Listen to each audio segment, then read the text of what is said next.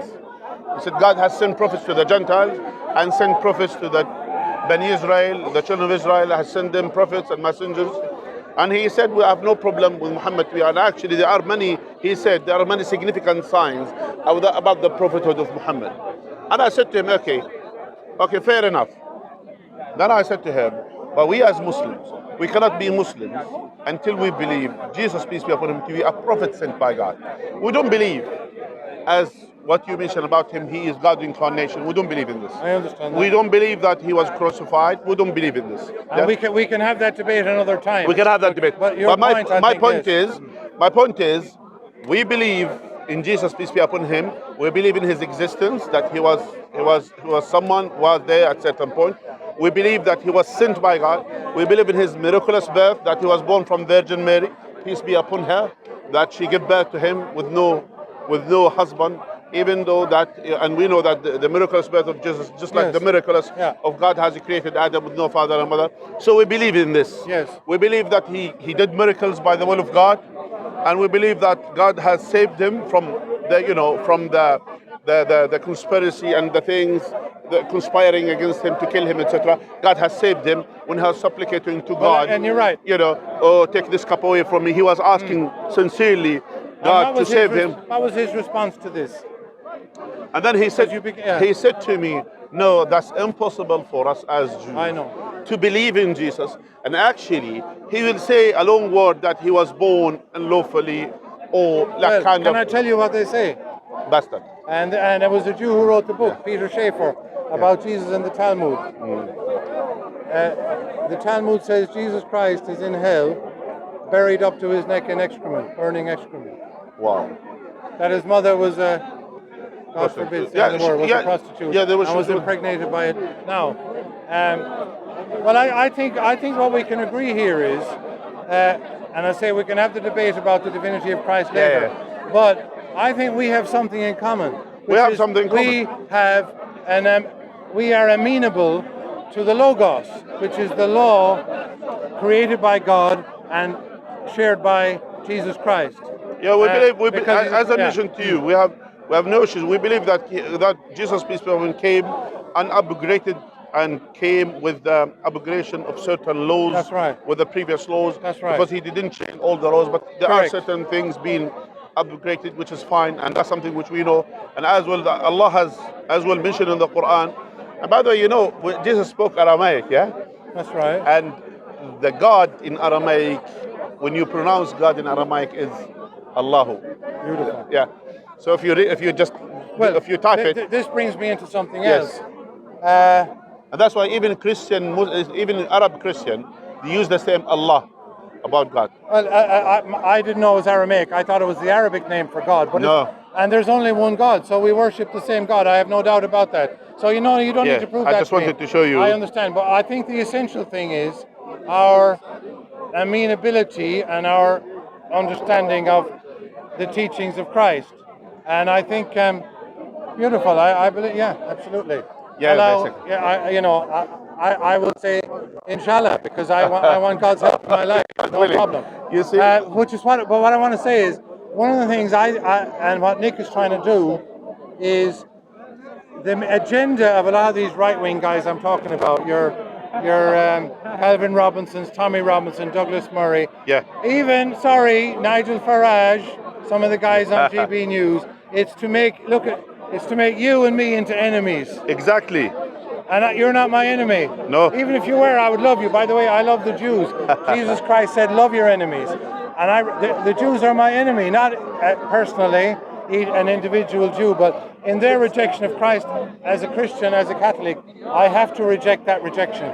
Can I just finish that point? I don't want, and please, let's use this opportunity, I don't want people like Tommy Robinson, Calvin Robinson, Douglas Murray, Lawrence Fox, Nigel Farage, all these so-called right-wing conservatives, because their job seems to be to demonize the Muslims, and I don't believe it. We're brothers, and I think we can work together. We can.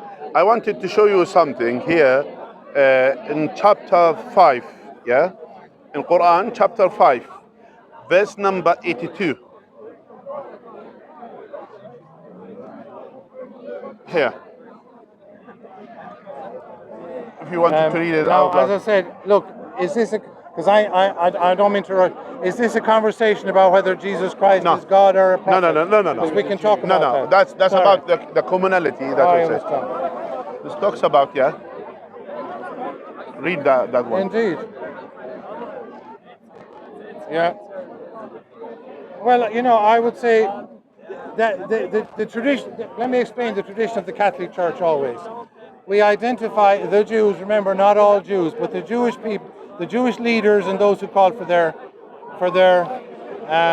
who follow their lead. Yes. In Greek, it's hoi iudaioi. That's the Jews. It is the political entity that called for the crucifixion and the death of Jesus Christ. Yes. It does not include all Jews. Mary, the disciples, didn't call for it, so that's obvious.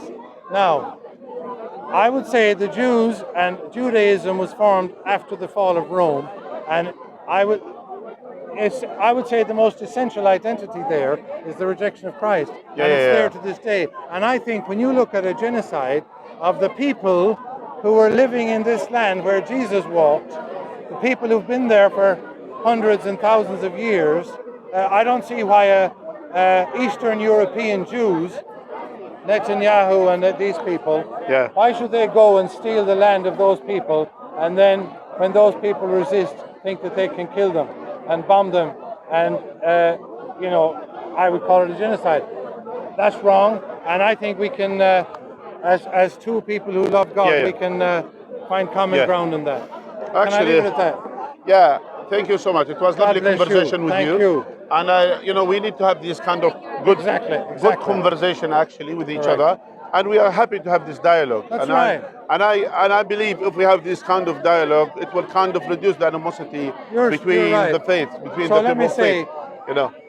And I brought that verse, which is verse number, which is verse, as I mentioned too, verse number 82 by chapter 5, which God has said, you will find the most people who have animosity towards the believer, the Jews, and those who associate with God partners. And you find those ones who are close in terms of kindness and compassionate to those who believe, the one who says, we are Christians. Yeah? That way, because some of them, they have priests and monks, and those they don't have arrogance and pride. And we respect this. Thank you. Well, and that's what we wanted. That's what we wanted this kind of dialogue. Muslims and Muslims can live in harmony. We can live in harmony together. I came from Jordan. I came from Jordan, and I'm proud, you know, to come from that country. Have you visited Jordan before? No, I was in the Holy Land once. That's it. If you come to Jordan, if you come to Jordan, we have a Christian lives in Jordan. We have Orthodox Christian. We have Catholic Christian lives in Jordan. They live there for centuries. And I will tell you a hint from my own city. I came from a city called Karak.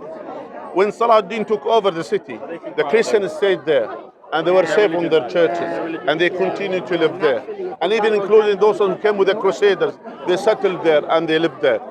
One of the amazing things, you know, they live. There is one area that there is Muslims and Christians live in the same area.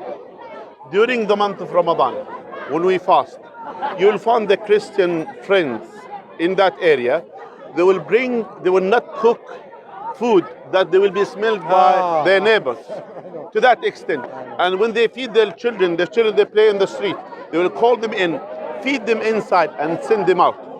And because the Christian that we have during the Lent time, when they fast, the Muslims in that area, they don't cook meat. Thank you. And they don't do that.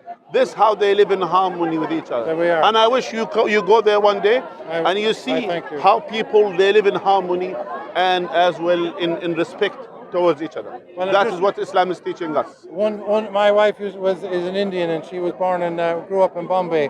She used to work for Syrian Airlines. So we love your people, and we're all God's children. And I just want to say to the Christians out there, the Catholics, don't allow the haters, whatever you want to call them, to divide us, because we're brothers and we want to do what God's will.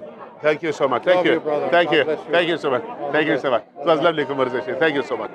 Actually, I admire this conversation. We love to have more this dialogue, these conversation, respectful conversation.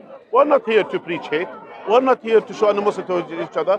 No problem to have an academic discussion about certain things. It doesn't mean we have to agree on everything, but at least we should have this kind of mutual respect towards each other, and we should coexist with each other. That is what Islam is teaching us, and that's what we should do, and to live as a human, and as well law-abiding citizen, whatever we are. And thank you so much.